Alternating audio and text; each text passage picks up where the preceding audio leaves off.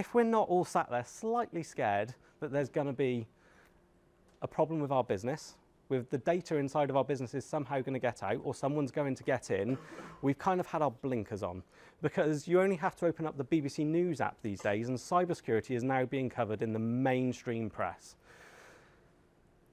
Our workloads and the way that we're dealing with securing those workloads is fundamentally changing. So if we go back 5 years, we were probably starting to virtualize in our data centers.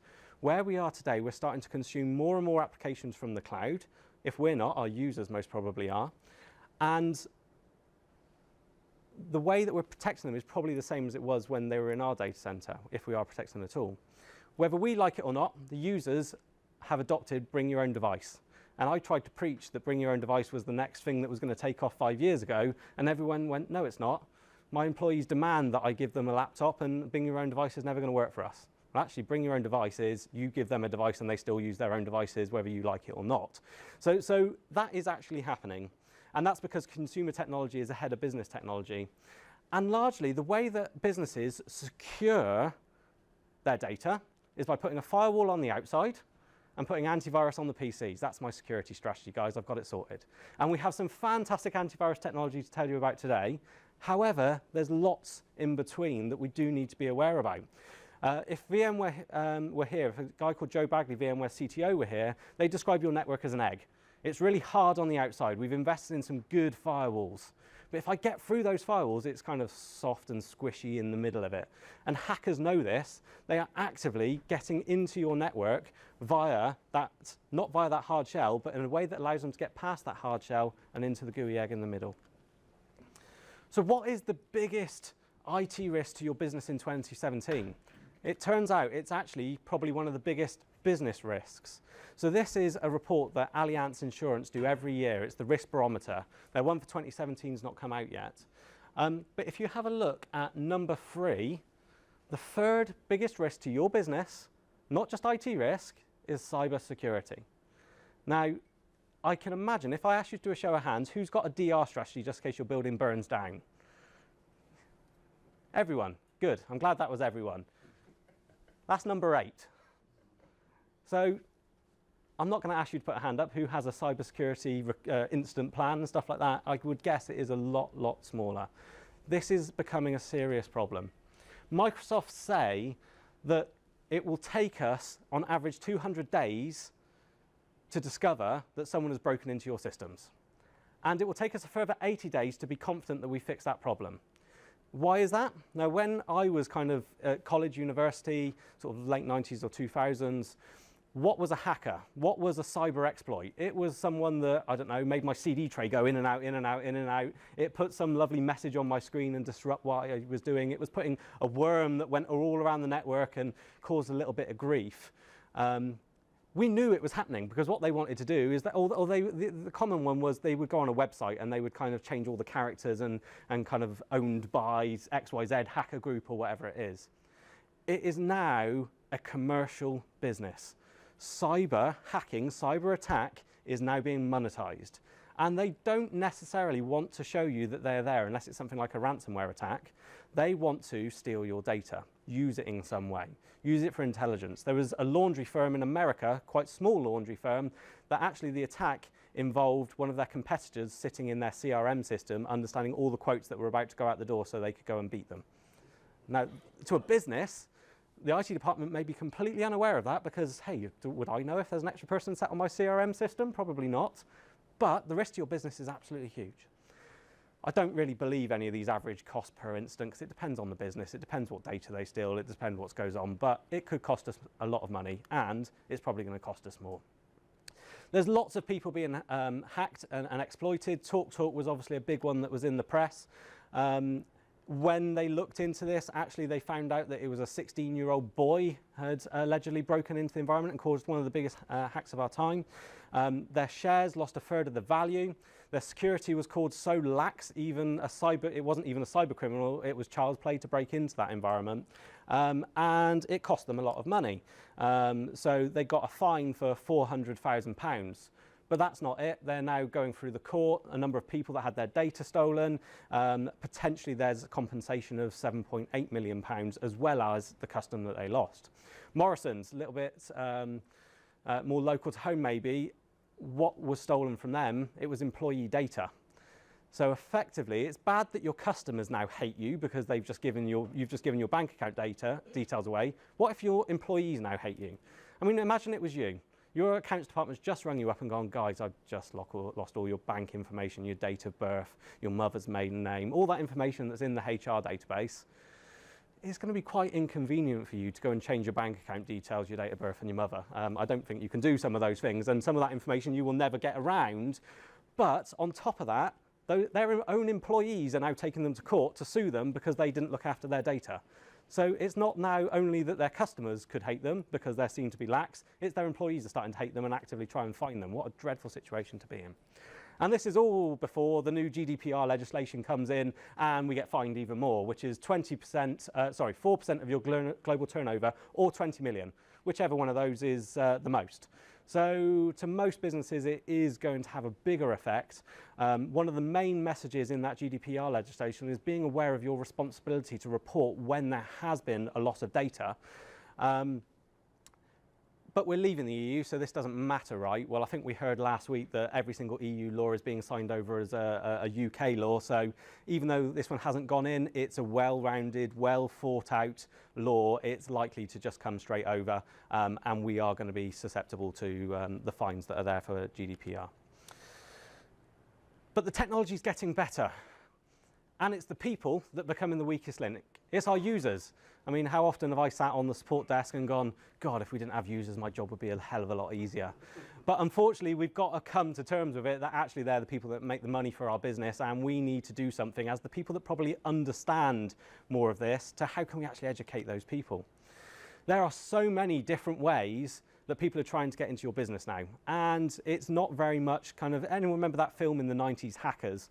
Or the other one was with John Travolta and the TVR, and anyway, it's not Matrix-style code going past 20 screens as they try and break through your, I don't know, Cisco ASA firewall.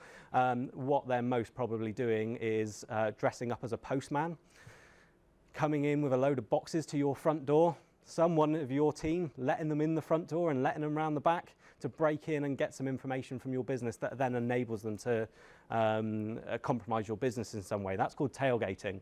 I actually was at a conference a couple of weeks ago, and UK's #1 ethical hacker was there, and his business is to dress up in various different outfits, apart from police, because he would get fined if he dressed up as a policeman, and try and find ways that he can break into businesses. He found it quite funny that he recently got into, I don't know, it was a FTSE 100 company, dressed as the postman. He then got to the server room door and found it had a PIN code on it, so he went away, come back the next day with the postman again, got back to the same place, bought some powder that he put over the lock with a nice little UV light, saw the code that was on the mechanical pin, put it in, and then sent the customer 20 pictures from him stood next to the various different servers in their server room, going, imagine what I could have done here, kind of thing. But that was his job done. He had achieved. They thought that they were so secure via their receptionist and via the security they put in place that they couldn't do it. But things like baiting, so Bitdefender have got some lovely USB sticks, which I really encourage you to take away, which you're not going to give away anyway. No, James, unfortunately, he ends up taking them home whenever I say this. How many times do we go to a conference and pick up a lovely USB stick and then put it straight in our computer and use it? How do we know that hasn't got an exploit on it? Now, none of you are probably going to take it away. I can guarantee they haven't. It's been scanned by Bitdefender, I'm sure. However, I think there was recently an example where a firm in America that do these exploits simply went to a car park of a business, scattered USB sticks all around the car park. How many of those? I bet 1, 2, 3 of the employees did actually put those into their work machine. It's all around how we educate people, because it isn't about the technology anymore, it's how do we exploit a user. There is one of the ComputerWorld salespeople in this room, he may have crept out, I'm not sure, that I'm friends with on Facebook. And I saw him liking something on Facebook that was win a chance to win a Land Rover on Facebook. He probably thought, fantastic, I could be driving that Land Rover next week. Well, actually, that was probably some kind of exploit to get some information. Once you like a page on Facebook, they then get to see more information about your profile, which they can probably then use to then start calling people up and getting a bit more detail around you. All of a sudden, they've got all the credentials they need to be able to get your bank account details or get your unlock code for XYZ software as a service that you're using. We're also seeing zero-day exploits increase, and amongst the top 10 are Flash, Windows, Internet Explorer and Office, which is quite lucky because none of those have probably got those on our business machines, so we're probably at no risk at all. Effectively, this means that a hacker has found a way to get into those pieces of software, normally to allow them to do leverage administrative privileges in some way, shape or form, or to execute a piece of code, and the manufacturer isn't yet aware of it. I did a little bit of searching, and there was one of those which was a local privilege escalation. So if I can get into one of your users' PC, I can then become an administrator on those PC, and I can buy it for £95,000 on the black market.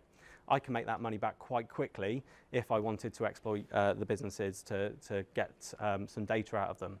In fact, ransomware is now available as a service, guys. So like you can sign up to Office 365 and get your mailboxes managed, maintained, you don't have to worry about them. I can do the same with ransomware. So I can go, your company there, so Derek at the back, I'd really like to attack your company and bribe you to give me some money. I go to a website, I pay my money, I fill in the form as to how I would like you attacked and what the code should look like and what my Bitcoin wallet is, and they then deal with it.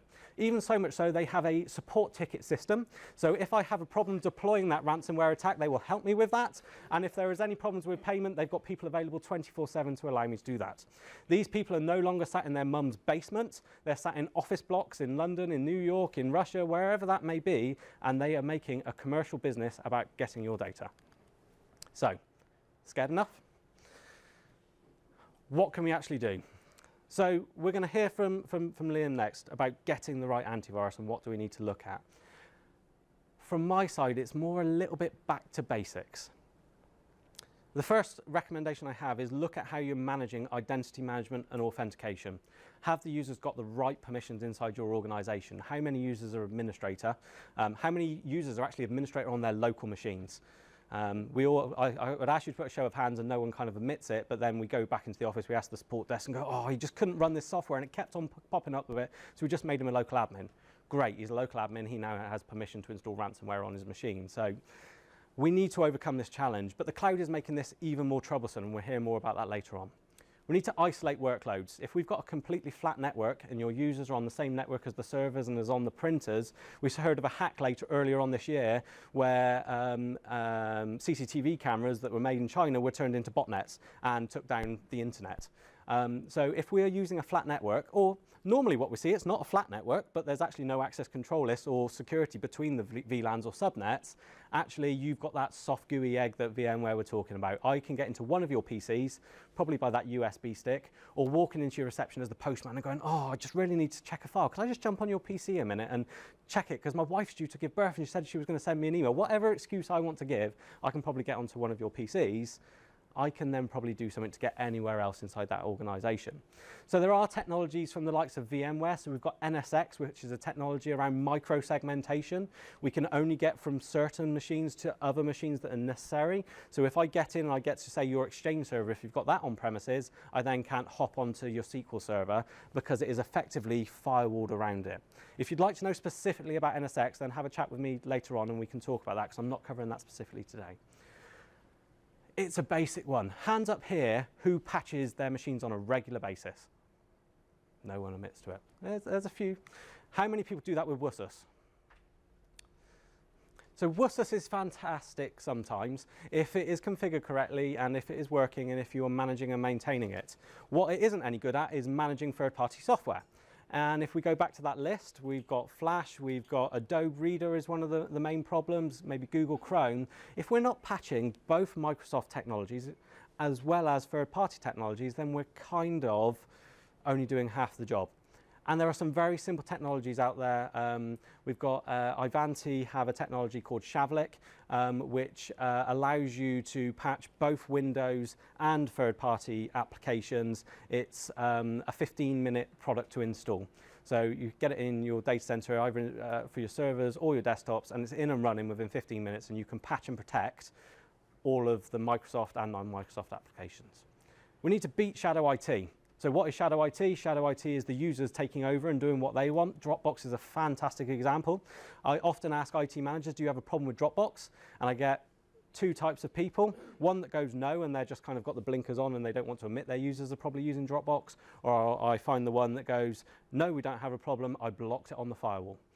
And if you think you can stop a user using services like Dropbox by blocking it on the firewall, they're just going to use another service. They're going to use an equivalent service, or they're going to use their mobile phone to be able to do it, and their home PC, and they're creating information elsewhere. We beat shadow IT by delivering services that deliver what the customer want, that are better and more attractive for them to use than the ones that they're trying to use that they don't support. At the end of the day, if you can't beat Dropbox, join it.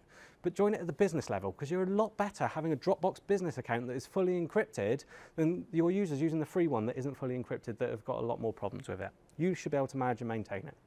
We need the users to be more aware of cybersecurity risks. We need to educate them. We're going to come on to that a little bit more later. But actually sit here and think that actually you are probably the people that know the risks of cybersecurity more so than anyone else in your company. And what is your company's policy for educating your users about cybersecurity? At the end of the day, as an IT administrator, IT manager, your responsibility is generally three things. Keep the systems up, to make sure the data is protected and secure, and to make sure it's backed up. Now, one of the ways we can do that is educating the users. So the IT team needs to get involved a lot more with the management team, with the board, and go, look guys, we've got real risk from cyber attack here, and the users are our weakest link. How are we going to educate those users?